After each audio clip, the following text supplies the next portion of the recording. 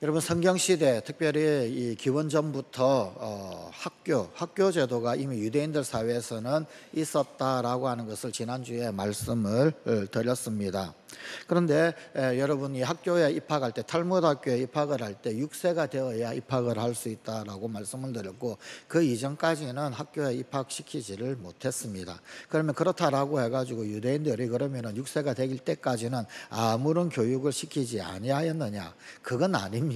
학교 교육을 6세 이후에 생각할 수 있을 때 그때부터 시켰다라는 이야기지 그 이전에는 그러면 집에서 가정에서 아무것도 시키지 아니하였느냐? 그건 결코 아닙니다. 그런데 학교에 진학하기 이전에 자녀들에게 주로 교육을 했던 것 그것은 뭐냐면요 암송 교육이었었습니다. 하나님 말씀을 암송하는 것. 여러분 제대로 생각하고 제대로 어떤 판단을 할 수 있는 그런 어떤 지성, 지력이 갖추어지기 전이죠, 그죠? 그럼 그럴 때는 뭘 했느냐? 그렇다고 무방비 상태로 노출시켜 두었느냐? 그건 아니었습니다.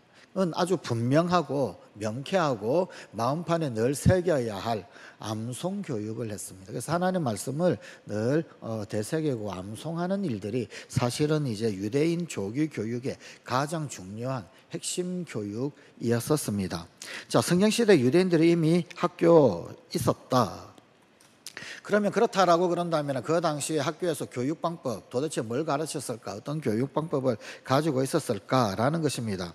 그 당시에 교육 방법에 관한 이야기들, 소소한 내용의 이야기들을 탈무드에서 많은 정보들을 좀 얻을 수가 있습니다. 그 중에 간략하게 몇 가지만 소개해 드립니다. 먼저 이 교실 크기와 학생 숫자에 관하여서 이미 그 1세기경에 탈무드에서는 기록을 하고 있어요.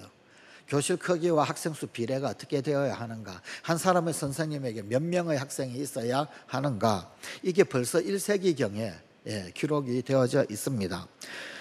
교실 크기는 선생님께서 학생 전체를 한눈에 살필 수 있어야 한다. 무슨 이야기냐면 너무 커가지고 범위가 너무 넓어서 선생님 눈에서 벗어나는 일이 없는 사이즈여야 한다는 이야기지요.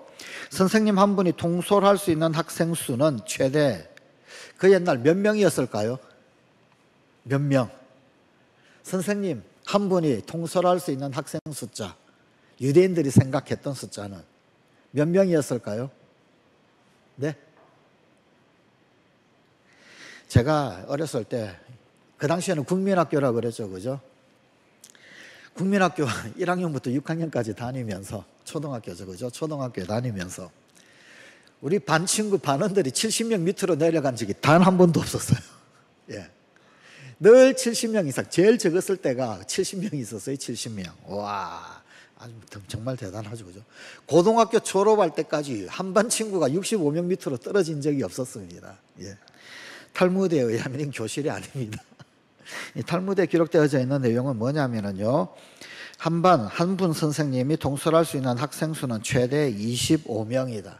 그 옛날에도 25명을 이야기를 했었습니다. 아마도 경험과 지혜에서 우러나온 그런 어떤 숫자가 아닌가 싶습니다. 학생 수가 50명이면 선생님이 한 분 더 필요하다 라고 하는 문구까지 있을 내용입니다. 만약에 40명 정도 되잖아요. 그러면은요, 그 반 학생들 가운데서 가장 나이 많은 연장자가 있죠, 그죠? 가장 나이 많은 학생이 부선생님이 됩니다. 그래서 가장 나이가 많은 학생이 선생님처럼 동생들을 가르치는 거예요. 그 옛날에도 사실은 교실 제도에 대하여서 그렇게 가르쳤습니다. 또 교사의 교육 방법에 대한 기록도 있습니다. 교육 방법론도 있었어요. 선생님은 장황한 설명을 하지 않도록 주의하여야 한다. 와, 이 문구대로라면 저는 빵점인 것 같습니다. 이 매주마다 설교를 해야 되는데 장황한 설명을 하지 않도록 해야 합니다. 1세기경에 선생님에게 주문한 게 말 많이 하지 말라는 거예요. 설명 장황하게 하지 말라는 거예요. 오늘날도 이 교육 이론이 그대로 통용이 되는지는 잘 모르겠습니다. 선생님은 학생들에게 간단 명료한 설명을 하여야 한다 라고 하는 문구가 있습니다. 이 당시에 교과서도 없고 필기구가 없었고 그랬잖아요. 옛날에는 사실 이 교보제 이런 거 없어요. 그 다음에 뭐 노트 연필 이런 것조차도 없던 그런 시절 아닙니까, 그죠? 그런데 이런 것들 전혀 없는 건 아니었었어요. 뭐 이렇게 필기구로 대용할 수 있는 것들이 있긴 있었지만 그 당시에는 굉장히 비쌌습니다. 여러분, 오늘날 우리는 이제 종이를 쓰고 있는데 그 옛날에는요, 물론 이제 뭐 이집트 같은 경우에는 파피루스를 썼죠, 그죠? 그리고 고대 근동 지역은요, 종이 대신으로 썼던 게 뭐였느냐면은 양피지였어요. 양피지가 양의 가죽으로 만든 종이잖아요. 그러면 일반 사람들이 양피지 쓸 수 있었을까요? 없었을까요? 못 쓰는 거예요. 없는 건 아니지만 비싸서 못 쓴단 말입니다. 필기구, 그 다음에 노트 이런 것들 있긴 했지만 너무 비싸서 쓰지를 못합니다. 그렇기 때문에 어떻게 했느냐면은 대다수의 사람들이 사용할 수 없죠. 그러니까 할 수 있는 교육 방법이 뭡니까? 주요 교육 방법은 암기였습니다. 예. 이 공책이 없으니 이 공책에 써가지 못하니 외워가야 하는 거예요. 학교에서 그 자리에서 외워야 합니다. 그래야 뭐 배우는 게 있든지 말든지 하죠, 그죠? 예. 암기 교육이 주 교육 방법이 될 수밖에 없었어요. 그래서 이런 말이 기록되어져 있습니다. 선생님은 학생이 암송할 때까지 반복하여 가르쳐야 한다. 자, 그런데 암송을 억지로 시키는 게 아니고요, 반복함으로 말미암아서 암송을 할 수 있게 되더라라는 이야기입니다. 그러니까 암송의 비법, 비결도 이미 기록하고 있습니다. 그건 뭐냐면 반복입니다. 오늘 신명기 6장의 말씀도 거듭거듭 반복하고 또의 정신을 가르치고 있는 것처럼, 예. 그러니까 그냥 우격다짐으로 그냥 막 집어넣는 것이 아니고 또 하고 또 함으로 말미암아서, 그래서 암송이 되어지는 거예요. 틀려도 됩니다. 자꾸 하다 보면은 바르게 되어져 있습니다. 잘못해도 됩니다. 한 번 하고 두 번 하고 1000번 하고 1001번 하면은요, 그러면은 터득이 되는 겁니다. 그런 교육 방법을 그때는 사용을 했었습니다. 만약 토라를 배우고 반복 학습을 통하여 암기하지 않으면 어떻게 되느냐? 봄에 씨를 뿌리고 가을에 수확하지 않는 사람과 같아. 아무리 공부를 했어도 반복 그러므로 암기가 되도록, 요게 없으면 반복과 암기까지 가지 못하게 되면 씨 뿌리고 수확하지 못하게 된다는 거예요. 그러니까 여러분, 이 암송 교육이 얼마나 중요한 교육이었는지 가늠이 될 만하죠, 그죠? 예, 그런데 억지로가 아니라 그랬죠.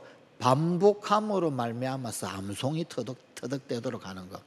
그런데 우리나라 엄마들은 좀 급해요. 이 우리나라 사람 특유의 이 전매 특급 빨리가 있잖아요, 그죠? 그러니까 무조건 일단 그냥 뭐 우격다짐으로 확 집어넣어가지고 그냥 빨리 암기를 해야 되는 거예요.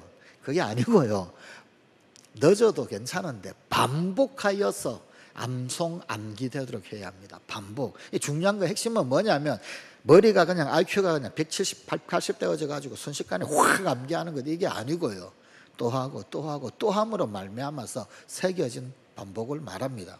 제가 신대원 처음에 입학하고 난 다음에 엄청나게 좌절을 했던 때가 있었습니다. 신대원 저희들 졸업생 같이 졸업했을 때 전체 수석 졸업한 친구가 있어요. 입학 때도 수석이었겠죠. 물론 그 친구는 서울대학교 출신입니다. 와, 이 히브리어를 외우는데 이 히브리어 이제 창세기 1장을 이 히브리어로 전부 다 외우라는 거예요. 와, 그 친구가 1시간도 안 돼서 히브리어로 창세기 1장을 외우더라니까요. 우리는 도서관에 앉아가지고 막 낑낑대고 막 헤매는데 이 친구는 1시간 만에 나가가지고요, 이 종이컵 커피, 자판기 커피 뽑아먹고 그 다음에 그 다 마시고 난 빈컵 가지고 저희들 이제 그 건축 시대여가지고 운동장을 제대로 쓸 수가 없었거든요. 그래서 조그마한 빈터 가운데서 주로 이제 놀았던 게 뭐였느냐면은 이 자판기에 이 커피 마시고 종이컵, 빈컵 가지고 둘러서 가지고 제기차기 하듯이 컵 차기 하면서 하는, 그게 이제 뭐 운동 겸 놀이 겸 뭐 그럴 수밖에 없는 그런 시절에 이 학교를 다녔었어요. 신대원을 건축하느라고 공간이 없어서 그렇게 되어졌는데, 와, 이 친구는 1시간 만에 그냥 미팅 날려가가지고 컵차기 하고 놀고 있는 거예요. 얼마나 좌절감을 느끼겠습니까? 나는 그때 1시간 내도록 죽으라고 외워가지고 그냥 1절부터 5절까지 그냥 겨우 외웠는데, 이 친구는 1장 전체를 통째로 외웠으니. 그런데 여러분, 이 히브리 교육에서 암기 교육은 IQ가 그렇게 좋아가지고 순식간에 빨리 확 외우는 게 아니에요. 또 하고 또 하고 또 하고 또 하는 반복해서. 그래서 여러분 이 히브리 유대인들 교육은요, IQ가 확 뛰어나게 그냥 막 태어날 때부터 그냥 천재성을 지닌 이런 어떤 머리 이걸 가르치는 게 아니라 사실은 끈기를 가르칩니다. 중단하지 않고 포기하지 않고 또 해보고 또 해보고 또 해보고 그거를 가르쳐요. 근데 사실 여러분 세월이 지나고 난 다음에 한번 생각해 보십시오. 인생 살면서 정말 중요한 게 뭔가? 머리가 엄청나게 좋고 IQ가 확 좋아가지고 순식간에 확 습득하는 것 물론 중요합니다. 엄청난 어떤 장점이 있습니다. 유리한 것이 있을 거예요.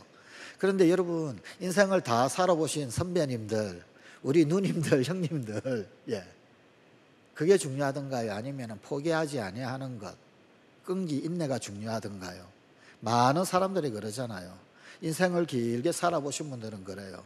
머리 좋은 것보다 더 중요한 것은요, 중단하지 않는 거잖아요. 끝까지 하는 거잖아요. 인내하는 것이고 끈기로 하는 것이고 포기하지 않는 거잖아요. 그들은 그걸로 암기를 배운 거예요. 이 번쩍이는 머리 좋음으로 암송을 한 게 사실은 아니었다라는 겁니다. 반복이 중요했던 겁니다. 하여간 선생님은 학생들이 암송할 때까지 반복해서 가르쳐야 한다. 이런 말도 있어요. 한 과목을 100번 암송하는 학생과 101번 암송하는 학생과의 차이는 실로 크다. 우리는 100번이나 101번이나 그런데요, 그 한 번 차이, 100번과 101번은 엄청난 차이라는 거예요. 여러분 또 하고 또 하고 또 하는 것. 선생님은 학생들이 공부한 것을 기억하도록 돕기 위한 학습 방법을 개발해야 했습니다. 선생님이 연구하는 것은 뭐냐면요, 요거 어떻게 잘 외울 수 있도록 하겠는가, 그런 것들 개발해야 하는데 그들이 찾아낸 방법이 있습니다. 그게 뭐냐면요, 큰 소리로 소리 내어서 읽는 방법입니다. 암송의 왕도는 없습니다. 소리 내어 읽는 것입니다. 말을 하면서 입으로, 그리고 자기의 음성을 귀로 들으면서 귀로, 그리고 그것을 눈으로 보면서 눈으로 소리 내어 읽음으로 말미암아서, 그러므로 말미암아서 암송하고 암기를 하고 그렇게 했었습니다. 이런 기록이 있습니다. 선생님은 공부를 가르치기 전에 학생들에게 말하여야 한다. 너희들이 큰 소리로 함께 성경과 미시나는 이제 이 성경, 구약 성경의 해석서를 이야기합니다. 를 읽으면 오래오래 기억에 남게 될 것이다. 이런 말도 있습니다. 소리 내어 읽으며 공부하지 않는 학생은 3년 후에 공부한 것을 모두 잊게 된다. 내가 소리 내어서 한 것하고 그렇지 않은 것하고 유통기한 3년이라는 거예요. 소리 내어서 하지 않으면 3년 지나면 다 잊어버린다. 공부한 게 다 소용이 없게 되어진다. 그래서 여러분 우리 선조들도 그랬잖아요. 서당에 가면 하늘 전 따지 거머련 누르왕. 그런데 이게 사실은요, 무식한 공부 방법이 아니고 사실은 굉장히 중요한 그런 공부 방법이었어요. 우리 선조들이 이걸 어떻게 알았는지 잘 모르겠습니다. 하여간 이 조선시대 때 이 서당에서 가르쳤던 그 방법은 1세기경의 유대인들이 가르쳤던 방법하고 똑같아요. 어린 유아들에게 어떻게 히브리어를 잘 가르칠 수 있을까? 선생님들이 이런 것들을 연구한다고 그랬잖아요. 제일 처음에 이제 뭐 가나다라 마바사 이거부터 가르쳐야 되지 않겠습니까? 히브리인들도 마찬가지거든요. 글자를 가르칠 때 알파벳부터 가르칩니다. 알레, 베트, 기멜, 달레, 테 뭐 이런 식으로 A, B, C, D, E 이렇게 가르친단 말이에요. 그런데 이거를 무작정 외우게 가르치지 않습니다. 알파벳 각 글자마다 의미를 부여를 합니다. 예를 들면 기역, 니은, 디귿, 리얼이다 라고 그러면은 기역했을 때 기역이 사용되는 여러 단어들 있잖아요. 감사, 뭐 고래, 또 혹은 아니면은요 이 거룩, 그런 단어. 그런데 우리는 기억에 들어가는 단어들 전부 다 그냥 아무거나 다 붙여가지고 막 이야기를 해요. 일단 외우는 게 중요하죠. 그런데 유대인들은 여기에서 한 걸음 더 나아갑니다. 여기에서 사용되는 알파벳에 사용되는 단어는 종교적 단어, 신앙적 단어, 윤리적 단어여야 합니다. 쉽게 배울 수 있다라고 해가지고 재미있는 글자 혹은 아니면은 이 흥미있는 혹은 유머러스한 그런 걸 가르친 게 아니에요. 의도적으로 거룩한 글자를 가르쳤고 신앙적인 글자를 가르칩니다. 그래서 여러분 그냥 고래 가르쳐도 돼요. 대신에 감사를 가르칩니다. 대신 거룩을 가르치고요. 그러니까 알파벳 하나 기억이 어디에 쓰이느냐 쓰임새를 가지고 이렇게 가르치시면서 그 알파벳 가르치는 그 가운데서도 신앙교육과 이 윤리교육이 함께 들어간, 그래서 거기에 사용되어지는 용례의 용어들도 정해주는 거예요. 근데 이게 사실은 굉장히 중요한 부분이죠. 우리는 지적인 부분에 관심을 많이 두면은요, 어떻게 쓰든지 간에 빨리 쉽게 외울 수 있는 것, 그런 방법 쪽으로 막 연구를 해요. 그런데 이 사람들은요, 어떻게 하나님 앞에 종교적이고 신앙적일 수 있겠는가? 어떻게 바람직하게 살아갈 수 있겠는가? 그래서 윤리적이고 종교적인 어떤 그런 부분들을 알파벳 가르칠 때에도 그런 것들을 가르칩니다. 그래서 이런 것들을 연구를 해가지고 이런 것들을 사용해서 글자를 가르쳐라, 뭐 이렇게 이미 그 옛날부터 2000년 전부터 2000몇백 년 전부터 그렇게 가르쳤더라. 그리고 선생님들은 이런 방법들을 찾기 위해서 엄청나게 노력을 하고 그랬더라는 겁니다. 알파벳도요, 이 히브리어는 22개의 알파벳 문자가 있는데 그냥 순서대로 기역, 니은, 디귿, 리을, 미음, 비읍 이렇게 가르친 건 아니고요, 제일 많이 사용되는 단어부터, 순서는 없어요. 순서는 그 다음에 이제 다 조합하면 다시금 순서가 이제 되는 것이고, 제일 많이 사용되는 그런 어떤 단어부터, 만약에 이 뭐 기억이 아니라 시옷이 제일 많이 사용된다 그러면 제일 먼저 가르쳤던 건 시옷입니다. 시옷. 그리고 시옷에 사용되어진 종교적 혹은 윤리적 어떤 언어 용례를 가지고 알파벳을 하나하나 가르치죠. 모양새 가지고도 의미를 가르쳤어요. 모양새 가지고도. 예를 들면 기역이다. 우리 그러면 기역이 이렇게 쭉 굽어져 있잖아요. 굽어져 있는데 우리말 기역하고 비슷한 히브리어 단어가 뭐냐면 달렛이라고 하는 단어가 있어요. 이 달렛이라고 하는 단어, 이 단어는 가르치면서 뭘 가르치느냐면요, 겸손을 가르칩니다. 허리를 숙이고 몸을 숙인, 하나님 앞에서의 겸손한 자세, 거기 달렛이 사용되어진 하나님을 경외하는 어떤 단어들이 있거든요. 그런 어떤 그런 단어를 가지고 다바르라고 하는 말이 있어요. 이제 경배하다라는 어떤 그런 말로 이렇게 연결되어지는데, 하나님 앞에 허리를 숙이고 엎드려 경배하는 그런 식으로 가르쳤단 말이에요. 그 글자 모양새 하나 가지고도 어떤 신앙적, 종교적, 영적, 그러니 얼마나 이 사람들이 가르치려고 엄청난 연구를 하지 않았겠습니까? 그죠? 그런 식으로 가르쳤다.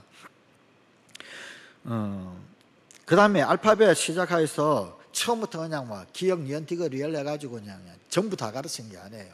한 번에 가르칠 때 많이 안 가르칩니다. 5글자씩. 한 번에 딱 5글자씩. 그리고는요, 히브리어는 참 다행스럽게 모음이 없거든요. 그러니까 자음만 22개만 외우면 되는데 그 자음 5글자 가지고 이제 2글자씩, 3글자씩 가지고 조합을 해서 단어를 확장시켜 나가죠. 그런 식으로 한꺼번에 처음부터 그냥 막 쫙 다 외우고 뭐 그냥 무작정 외우고 이런 식으로 가르친 건 결코 아니었더라라는 것입니다.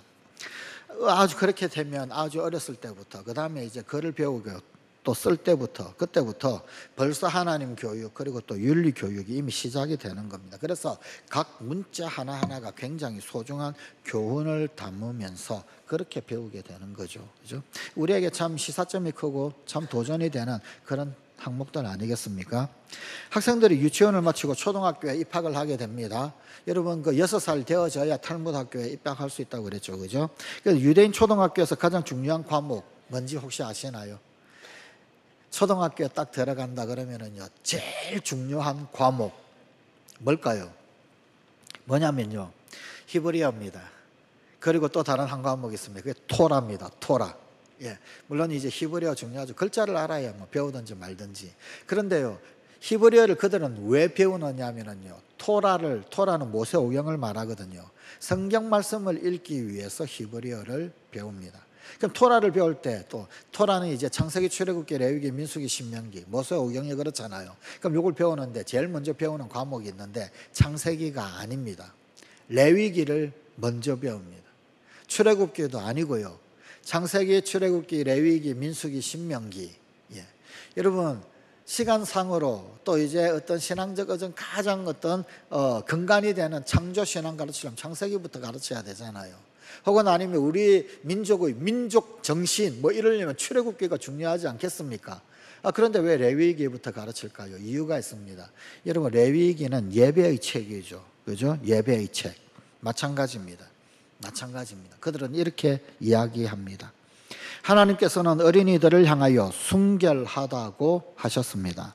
그리고 제물 또한 하나님 앞에 제사 때 드리는 제물 말합니다. 그 제물 또한 순전하고 순결하여야 한다고 하셨습니다. 그러므로 어린 아이들에게 순결한 제사를 가르쳐 순결한 마음을 하나님 앞에서 유지하여야 하기 때문입니다. 그래서 정결한 어린이들을 정결함으로 계속 덧입도록 레위기부터 가르친다는 거예요. 레위기를 가르치는 거예요. 예배의 책, 하나님 앞에 거룩의 책, 하나님 앞에 정결의 책. 그런데 인생 가운데서 가장 순결하고 정결할 때는 어린아이 때라는 거예요. 하나님 앞에서 그 순결, 그 정결을 끝까지 유지하도록 창세기도 아니고 출애굽기도 아니고 레위기부터 가르친다는 거예요. 우리 입장에서 한번 생각해 볼까요? 우리가 주일학교에서 여름성경학교 때 성경 만약에 모세오경 가지고 가르친다. 선생님들 어느 책을 가지고 가르치시겠습니까? 도대체 어느 책을 가지고 가르쳐야 돼요? 오늘날 교육학, 교육반복론 쪽으로 볼 때 레위기부터 가르친다. 저런 멍청한 선생. 레위기 제일 어렵거든요. 저런 멍청한 선생. 근데 유대인들은 그렇지 않았어요. 정신이 중요했던 거예요. 어렵고 덜 어렵고는 그 다음이에요. 하나님 앞에 어떤 가치를 유지할 것인가, 하나님 앞에 어떤 우선순위를 유지할 것인가, 하나님 앞에 내가 어떤 존재로 유지가 되어져야 하는가, 어떻게 살아가야 할 건가.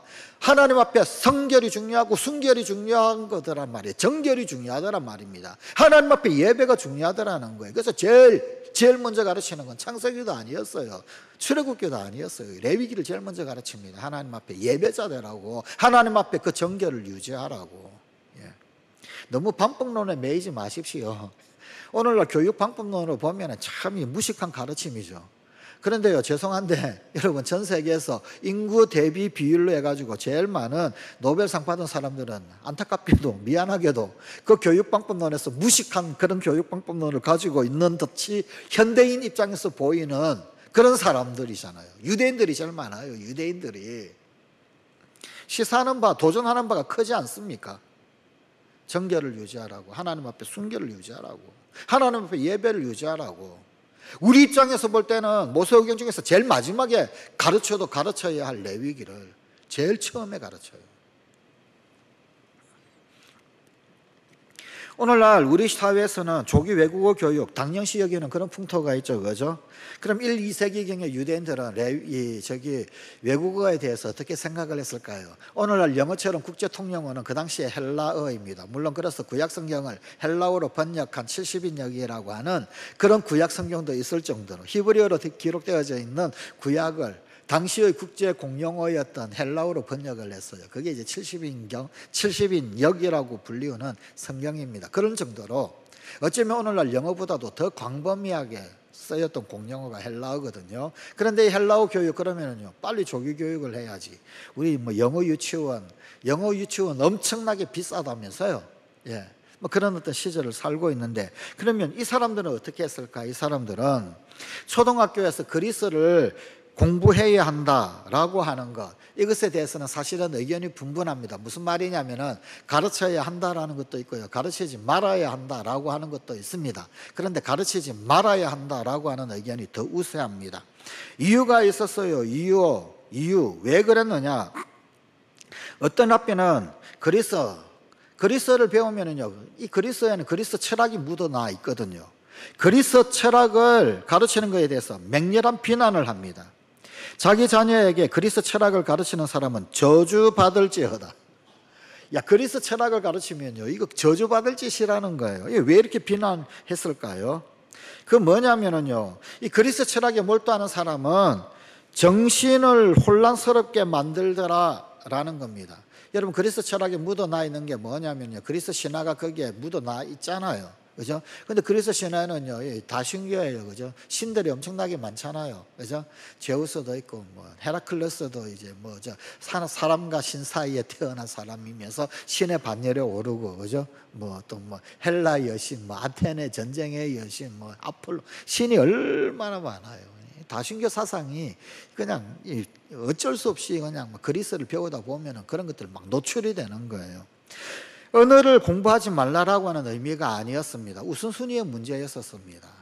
하나님 섬기고 오직 유일하신 하나님 경외하는 것, 이것이 더 소중하고 더 중요한 것이지 말 빨리 배우는 것, 이게 중요한 게 아니다라는 거예요. 이게 중요한 게 아니다. 그래서 여러분은 이 헬라어 배우는 거 금지했어요. 그럼 그렇다라고 그래가지고 유대인들이 헬라어 못하느냐? 그렇지 않습니다. 우리 주님 예수님은요, 최소한 3개 국어를 했었어요. 최소한 3개 국어. 히브리 말은 당연히 하죠. 히브리어. 그 다음에요, 히브리어 사촌격인 아람어가 있었어요. 우리 주님은 예수님은 아람어를 사용하셨습니다. 대표적인 아람어가 에바다, 열리라, 혹은 아니면은요, 우리가 예배 때마다 쓰는 아람어가 있어요. 아멘이라고 하는 말 아람어입니다. 하나님을 부를 때 아빠, 아버지라고 그러죠. 아바가 아람어예요. 이 아람어, 우리 주님 예수님 그 아람어를 가르쳐 주셨잖아요. 우리 주님 예수님은 헬라어에도 정통하셨대요. 그 예수님도요, 3개 국어를 하셨어요. 그러니까 헬라어 안 한 건 아니에요. 뭘 이야기하는 거예요? 헬라어 배우지 말라, 외국어 배우지 말라, 그 이야기입니까? 그거 이야기하려고 하는 거 아니에요. 우선순위를 이야기하는 겁니다. 하나이신 여호와 그 하나님에 대하여서 분명하고 난 그 다음에 그리스어를 배우든지 외국어를 배우든지 뭘 하든지 하는 거예요. 이런 글이 있습니다. 나의 아버지께서 관계하시는 학교에는 1000명의 학생이 있었습니다. 그중 500명에게 토라를 가르쳤습니다. 나머지 500명에게는 그리스어와 그리스 철학을 가르쳤습니다. 그런데 이상하게도 그리스 철학을 배운 학생들 가운데 남아있는 사람은 나와 내 조카뿐이었습니다. 아버지가 가르치는 랍비 선생님이니까 이 사람은 도망 못 갔겠지. 자기 조카도 도망 못 갔겠지. 희한한 게 뭐냐면요, 이 그리스 철학을 먼저 배운 이 친구들은 다 도망가 버리더라는 거예요. 다 도망가 버리더라는 거예요. 그렇죠. 하나님 앞에서 이 신앙교육을 제대로 해야 되는데 이 그리스어 배우다 보니까 이상한 거 배워가지고 다 도망가더라는 거예요. 오늘날 우리 사회 교회의 교육 문제도 이런 문제, 오늘날 이 21세기에 우리가 그런 숙제 고스란히 가지고 있는 건 아닐까요? 수능 혹은 아니면 어떤 진학교육 거기에 매몰되다 보니까 그래서 열심히 가르쳤는데 어느 순간 교회학교를 졸업하고 나니까 이 아이들이 그냥 교회에서 전부 다 떠나고 없어져 버리는 것. 너무나도 이 사람이 쓴 이 글, 이거는 2000년 전의 글만은 아니잖아요. 오늘날 우리가 겪고 있는 숙제, 우리가 겪고 있는 문제를 고스란히 노출하고 있는 그걸 아닙니까? 이미 2000년 전에 이런 실수가 있었고 이런 실패가 있었고 이런 경험이 있잖아요. 도대체 뭘 가르쳐야 하냐고요. 뭘 가르쳐야 하느냐. 헬라어 배워야죠. 그리스 철학 배워야죠. 그래야지 사회에서 출세를 하든지 혹은 아니면 지성인으로 인정을 받든지 하겠죠. 근데 그거보다 더 먼저 있는 게 있다란 말입니다. 더 먼저는 히브리어와 신앙교육, 윤리교육이었었습니다. 그 바탕 위에 시간이 지남에 따라서 그리스어 그리고 그리스 철학을 구분하여야 한다라는 것이 일반적인 견해가 되어졌어요. 그리스어에서 그리스 철학, 그리스 신화 정신들을 배제를 합니다. 빼고. 그러니까 이게 구분될 수 있을 정도가 될 때 그때 외국어, 그리스어, 헬라어를 가르치게 되어진 거죠. 그래서 선생님들이 그리스어 배우는 걸 동의를 하게 됩니다.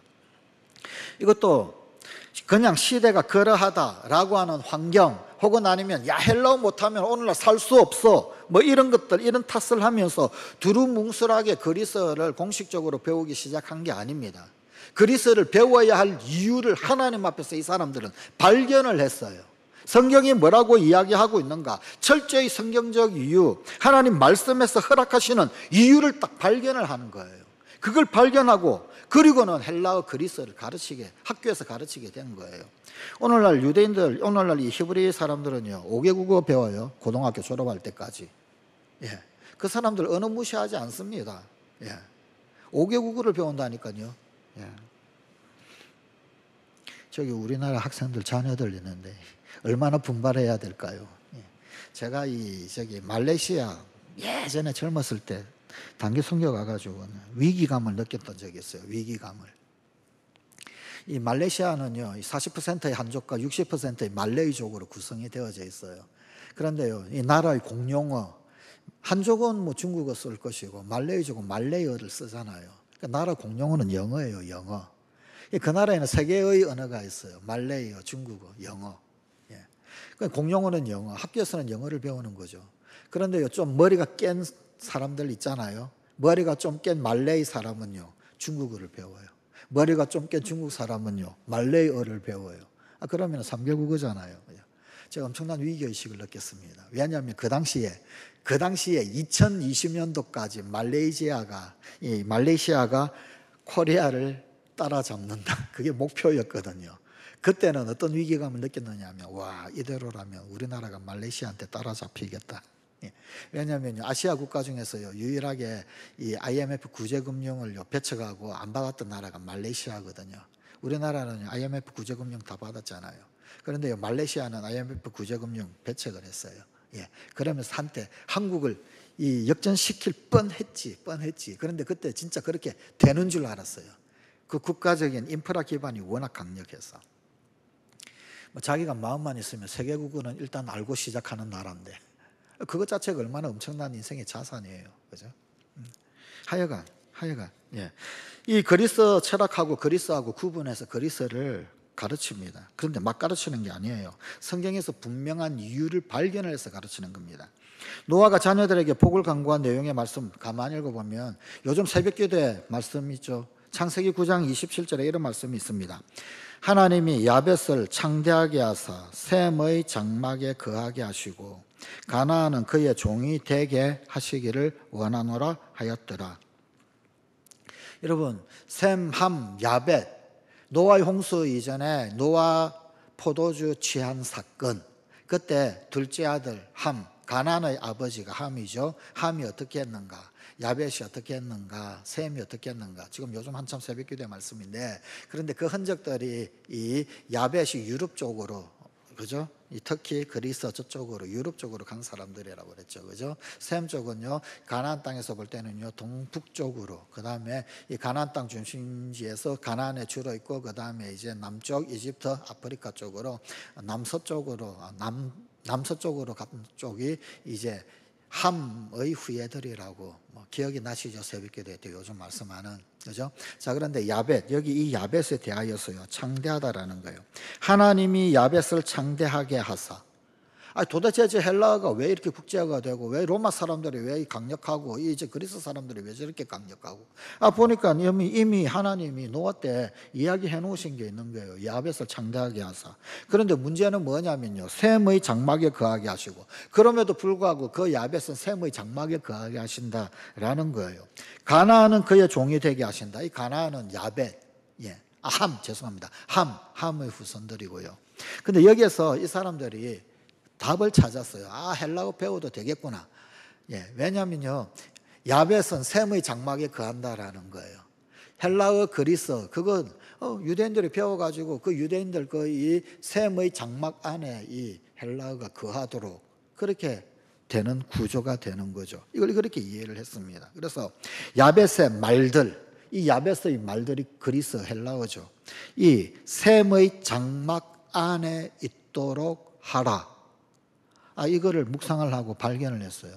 이 말씀 때문에 학교에서 그리스어를 공식적으로 가르치기 시작합니다. 그러니까 국제 정세가 어떻고 시대적 추세가 어떻고 그래가지고 막 가르친 거 아니에요.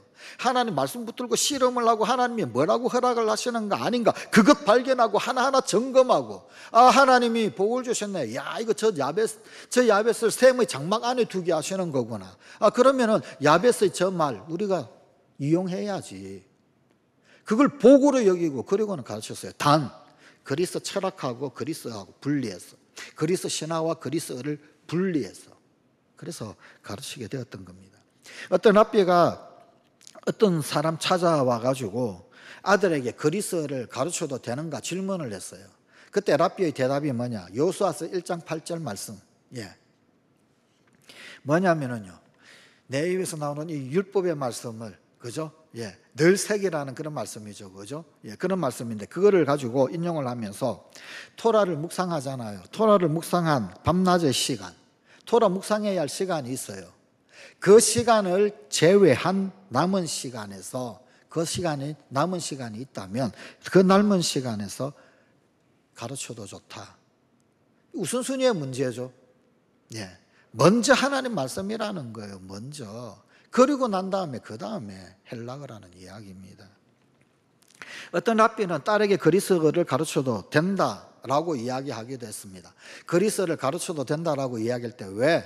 교양 때문이었어요. 교양 있는 사람이 되기 때문에, 국제적인 사람이 되기 때문에. 예. 그런데 이것도 우선순위가 분명합니다. 하나님 말씀 그 다음에 헬라어입니다. 그 다음에. 우선순위는 분명합니다. 정신도 가치도 생각도 세계관도 분명합니다. 분명하게 해놓고 그리고 헬라어라는 거예요. 성경 말씀을 귀히 여겼던 그 유대인들, 그들은 교육 분야 아주 하나하나까지 세심하게 토론하고 주의를 기울였어요. 그리고 그 방법론조차도 말씀에서 찾았단 말이에요. 하나님이 뭐라고 이야기하시는 거야? 성경적 가치관은 도대체 뭔가? 성경이 도대체 뭐라고 말씀하고 있는가? 무분별하게 막 가르친 게 아니었단 말입니다. 현대 교육인들 또한 여러분, 우리들 역시 마찬가지입니다. 기교 혹은 아니면 기술 습득, 먹고 살려면 이게 필요하겠죠. 중요하겠죠. 그런데요, 물론 이것도 중요하지만 이것보다 더 우선적인 게 있습니다. 기교 혹은 아니면 기술 습득 등등 이것 강조할 것이 아니라 기본을 바르게 세우는 게 중요합니다. 기본을 바르게 세우는 그런 교육이 되어야 한단 말입니다.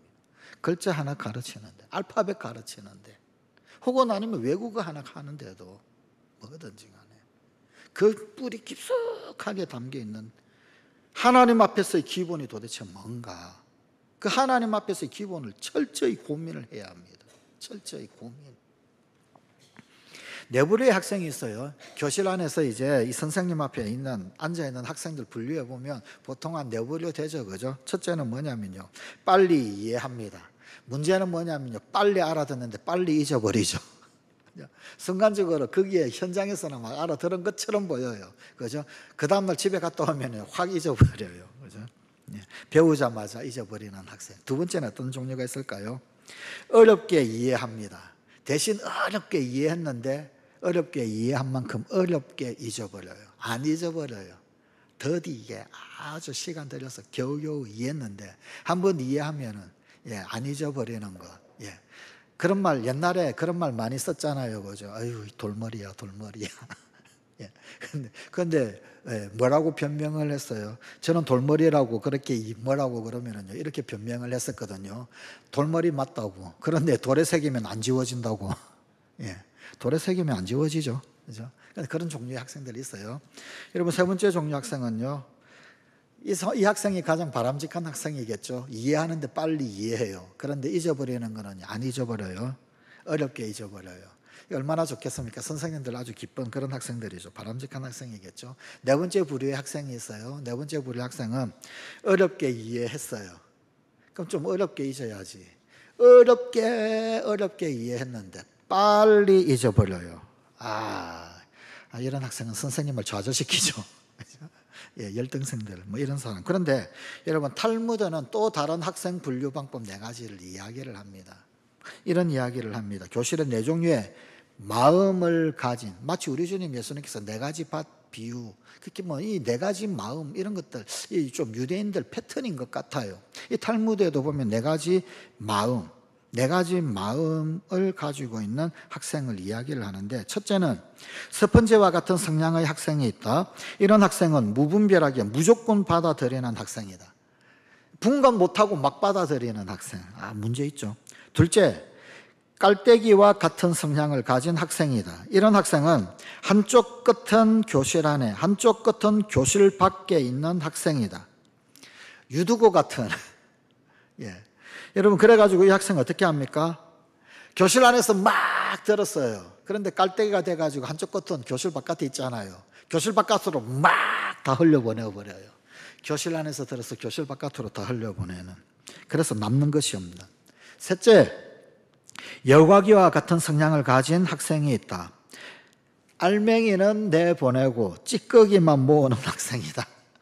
알아야 할 것 알아야 되는데 알아야 할 것은 전부 다 흘려보내버립니다. 근데 몰라도 될 것, 찌꺼기는 전부 다 그냥 귀신같이 기억하고 있어요. 그죠? 넷째, 채와 같은 성향을 지닌 학생이 있다. 알맹이는 거두어들이고 쭉정이는 버리는 학생이다. 알맹이는 뭐 여러 가지 수업 중에 여러 가지 일이 있죠, 그죠? 근데 쭉정이는 다 채로 다 떨어뜨리고 알맹이는 채에 다 걸러서 간직하는. 나는 어떤 부류의 학생일까요? 성관가족 여러분, 하나님 앞에서 나는 어떤 부류입니까? 나는 어떤 부류의 학생입니까? 우리 주님 안에서 또 우리 하나님 말씀 앞에서 우리는 영원한 학생이잖아요. 우리 자녀들만 학생인 것은 아니잖아요. 그럼 나는 하나님 앞에서 어떤 종류의 학생일까? 깔때기 같은 학생인가요? 예배당에서 막 들었는데 그 들었던 것을 저기 교회 문 밖 앞으로 막 다 흘려보내버리고 쏟아버리는 채와 같은 학생 때는 우리 성관가족들 되십시다. 예, 찌꺼기는 다 떨어뜨리고 알맹이는 그 채 전부 다 걷어들이는 그런 사람 되어야 되지 않겠습니까? 탈무드에서 혹은 아니면은 이제 이 유대인들 교육 가운데서 발견되는 문제 한 가지 있습니다. 이거는 오늘날 시각에서 볼 때 문제입니다. 그 뭐냐면요, 여성 교육에 관한 이야기입니다. 여성 교육에 관한 이야기. 근데 이것도 오해가 없어야 합니다. 뭐 지지난주인가요? 지지난주 5월 첫 번째 주간인가요? 처음에 이제 이 가정 그리고 또 교육에 관한 이야기할 때 여러분 그 이 성경적 가치관은 그 당시 1세기 혹은 아니면 기원전 사람들이 생각했던 것하고는 완전히 다른, 여성에 대하여서 완전히 전혀 다른 그런 사상이다라고 말씀을 이미 드렸었죠, 그죠? 예, 그걸 염두에 두고 들으십시오. 그럼에도 불구하고 이 성경적 가치관을 가지고 교육을 하고 한답시고 했는데, 그런데 이제 랍비들 혹은 아니면 유대인들 말 중에서 좀 불순한 말들이 있습니다. 예, 뭐라고 그랬느냐면요, 여러분 여성 교육에 관한 어떤 그런 부분인데 이 반대가 많이 있었습니다. 이런 말까지 했어요. 딸에게 토라를 가르치는 사람은 그 딸에게 외설을 가르치는 것과 같아. 아니 토라 모세오경을 가르치는데 어떻게 그것이 외설을 가르치는 것과 같다라고 이야기했냐면 엄청나게 이제 여성을 무시하는 듯하죠, 그죠? 예. 또 신명기 6장 7절 말씀, 오늘 읽었던 말씀 중에서 내 자녀에게 부지런히 가르치며 그랬어요. 집에 앉았을 때든지 길을 갈 때든지 누워 있을 때든지 일어날 때든지라고 했을 때 요 내 자녀에게라고 하는 이 말 해석을 잘못한 것이 있습니다.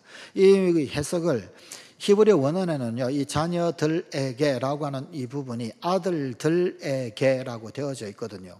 아들들에게라고 하는 이 부분을 문자 그대로 받아들인 거예요. 그래가지고 이 토라, 이 신명기, 이 쉐마 이스라엘의 이 말씀은 아들들에게만 가르치는 말씀입니다. 그래서 토라는 여자 딸에게 가르치는 건 아니고 아들들에게만 가르쳐야 한다라는 부분, 이상하게 좀 해석을 한 거죠, 그죠? 그런데 여러분 성경에 나오는 아들들이라고 하는 말은 관용적 표현입니다. 관용적 표현. 어떤 관용적 표현이냐면 자녀들을 통칭해서 부를 때 관용적으로 아들들이라고 불렀단 말입니다. 그래서 이거를 그냥 딸은 배제하고 아들만 부르는 것으로 이해를 하면은 편협하게 이해를 하는 겁니다. 이 부분은 자녀들이라고 그렇게 이해를 해야 합니다. 그래서 우리 한국어 성경은요, 아들들에게 부지런히 가르치며 라고 하는 부분을 제대로 번역을 한 거예요. 히브리 관용법을 이해를 하고 제대로 번역을 해서 자녀들에게 부지런히 가르치고 라고 제대로 사실은 번역을 하고 있는 겁니다. 아주 극단적인 주장을 했던 사람도 있습니다. 토라를 여자에게 가르치기보다는 불로 태워버리는 것이 낫다. 이 모세오경을 여자들에게 가르치면 차라리 불 태워버리겠다. 이 어마어마하게 이제 극단적인 사람이죠, 그죠? 예. 또 여인은 물레질하는 방법을 제외한 다른 것은 배울 필요가 없다. 이런 문구들을 가지고 유대인들 굉장히 편협했다, 남녀 차별했다. 뭐 성경 백날 연구하고 묵상하고 공부해봤자 별 수 없네, 뭐 이런 것 생각할 수 있을 수 있는데 이건 오해입니다, 오해. 그런데 그럼 이런 말들이 왜 나왔느냐, 이런 말을 하게 된 연유를 좀 파악해 볼 필요가 있잖아요. 결론적으로 교육에 있어서 여성이나 남성 어떤 그런 구분 없습니다. 똑같이 교육받아야 합니다. 문제는 뭐냐면요, 탈무드가 기록될 당시의 환경, 배경을 이해할 필요가 있습니다. 그 당시에는 여자들이 주로 가정에서 활동을 했죠, 그죠? 우리나라랑 뭐 비슷했어요. 뭐 그러다 보니까요, 제1 우선순위가 뭐냐면요, 여성에게 있어서 제1 우선순위는 가정의 문제였었어요. 그래서 이건 우선순위의 문제였습니다. 그것보다도 더 중요한 것이 있었는데, 그 당시 상황, 다시 말하면 이스라엘이 종교 지도자들에 비쳤던 종교 교육을 받은 이후에 여성들이 광신도가 되어져 가는 것들, 이런 것들이 있었더라라는 이야기입니다.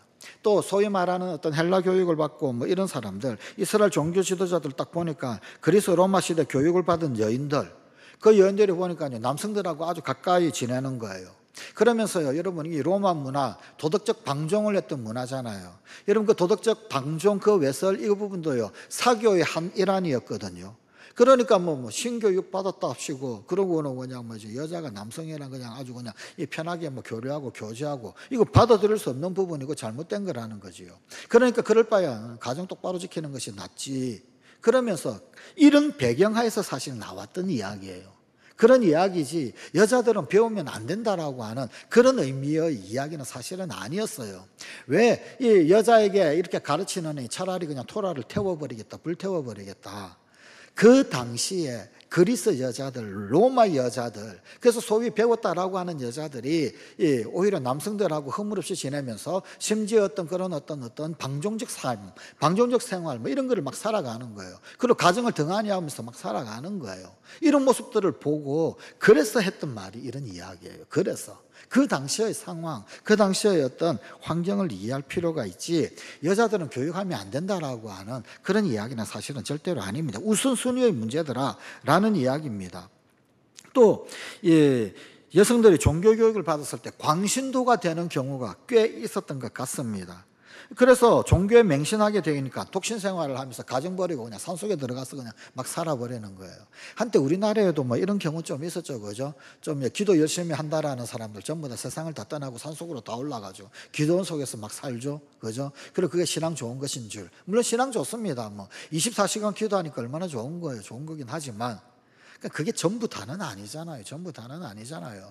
교회는 산 아래의 교회지 산 속의 산 꼭대기의 교회 아니잖아요. 우리 주님 예수님도 산 밑으로 내려가라고 그랬잖아요. 그죠? 평범한 이 땅의 삶 가운데서 에녹은요 365년 동안 살다가 하나님 데려갔는데, 그런데 여러분 이 땅에서 평범한 삶을 살면서 자녀를 낳으면서 하나님과 동행했잖아요. 자녀를 낳으면서 하나님과 동행했다. 그 말은 일상에서의 생활을 다 하면서 하나님과 동행하며 산 사람이다라는 이야기입니다. 일상의 삶 가운데서 하나님과 동행한 거지. 다른 사람 아무도 없고 아무런 교류 교제 없고 그냥 오로지 그냥 눈 뜨고 눈 감을 때까지 오로지 기도 말씀 그냥 하나님 이것만 보여가지고 그렇게 해가지고, 그럼 누구나 전부 다 하나님하고 동행하는 삶 살 수 있겠죠. 그런 삶 말하는 건 아니거든요. 오해입니다. 오해, 그죠? 예.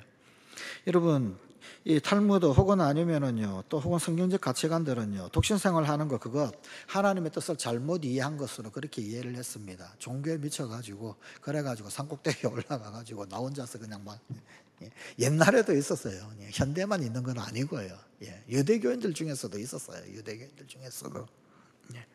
그래서 여러분 이런 부분들, 이런 것들은요 오히려 세상을 파괴하는 자다라고까지 비난했습니다. 심지어 바리새인 그러면은요 굉장히 그네들은 존중하는 그런 사람 아닙니까? 그런데 바리새인에 속하는 여성, 그런 여성은 세상을 파괴하는 자다라고까지 이야기할 정도. 그러니까 이제 광신도적인 경향을 보이는 그런 소위 토라 교육 받는다라고 그러면서 광신도적 경향을 보이는 경우, 그런 경우가 종종 꽤 있었던 것 같습니다. 그래서 이런 기록들을 남겨놓았지 않겠습니까?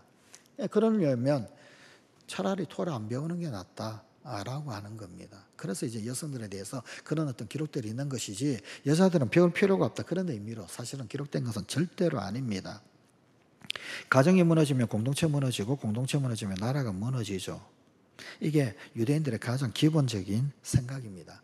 여러분, 유대인들은요 교육할 때 절대 그냥 하지 않았습니다. 하나님 앞에 엄청난 고민을 하면서 했어요. 고민을. 오늘날 우리들도 이런 고민이 필요하지 않을까요? 가정에서 자녀 교육할 때도 마찬가지고요, 아이들에게 영어 교육 가르칠 때도 마찬가지고요, 학원 보낼 때도 마찬가지고요, 학교에서 수업할 때도 마찬가지고요. 그렇지 않겠습니까? 오늘도 주님 말씀, 그 말씀이 가장 소중한 우리 교육이 되는 우리 성관 가정들이 꼭 되십시다. 그리고 우리 자녀들 그렇게 되도록 기도하십시다. 기도하시겠습니다. 이 시간 우리 주신 말씀을 가지고 기억하시면서 두 가지만 딱 기도하고 마치십시다. 한 가지, 먼저 말씀을 붙들고 기도하십시다. 우리 성관 가정들, 성관의 자녀들, 이 세상 그 어떤 것보다도 가장 우선순위는 하나님 말씀, 하나님 믿는 신앙, 우리 주님 예수 그리스도가 제1순위, 우리 하나님 아버지가 제일 첫 번째 순위. 뭐 교육 방법 뭐 거창한 거 전부 다 빼고 우리 주님 제일 되는 우리 성강 가족들, 그리고 우리 성강의 모든 자녀손들 되자. 우리 시간 한번 결단하시면서 간절히 한번 말씀을 기억하시면서 한번 기도하십시다.